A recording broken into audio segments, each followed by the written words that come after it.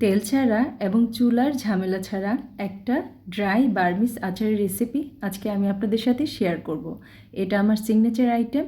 আজ পর্যন্ত কেউ এই আমলকির আচারটা দেখায়নি। এটা টোটালি আমার একটা নিজস্ব রেসিপি। তো এই আচারটা আমি তৈরি করেছি বিগত 2 বছর আগে একবার, আর রিসেন্ট তৈরি করেছি শুধুমাত্র আমার ফলোয়ার্সদের জন্য। তো এই আচারটা আমি এই যে শুকনো করে রেখেছি, এটা কিসের আচার আমি আপনাদেরকে দেখাচ্ছি। এই যে এখানে আস্ত কিছু আমলকি ভালো করে ধুয়ে নিয়েছি, তারপর কেটে নিচ্ছি কাটারের মাধ্যমে চিকন চিকন করে। আপনারা একটু সাবধানতার সহিত এটা একটু করবেন, হাতে যেন লেগে না যায়। কারো যদি প্রবলেম হয় এভাবে করতে, হাতে একটু আঙুলের মধ্যে পেঁচিয়ে নেবেন।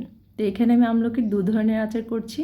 আর এই যে কাটার করা যে আমলকিগুলো, এখানে আমি দিয়ে দিচ্ছি লবণ স্বাদ মতন, চিলি ফ্লেক্স অ্যাড করছি, আর দিয়ে দিচ্ছি ভাজা 5 ফোড়নের গুঁড়ো, আর দিয়ে দিচ্ছি এখানে স্বাদের জন্য তেঁতুল। এখানে আমার 1 কেজির মতন আমি আমলকি নিয়েছি, আর 4 টুকরো বড় বড় সাইজের তেঁতুল, যেগুলো বাজারে ছোটো আকারে কিনতে পাওয়া যায়। আর বাইন্ডিংয়ের জন্য এখানে আমি গুড় ব্যবহার করছি। এই আচারটা কিন্তু খেতে দারুণ মজা হয়, ভিটামিন সি সমৃদ্ধ যেহেতু।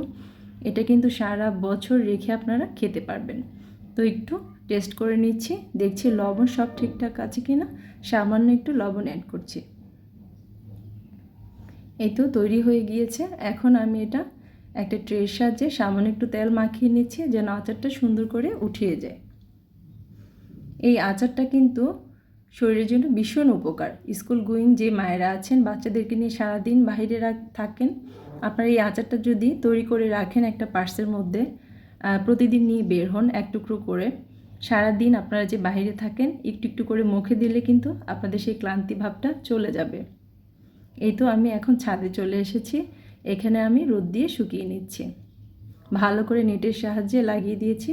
এই তো তৈরি হয়ে গেল আমলকির ড্রাই আচার।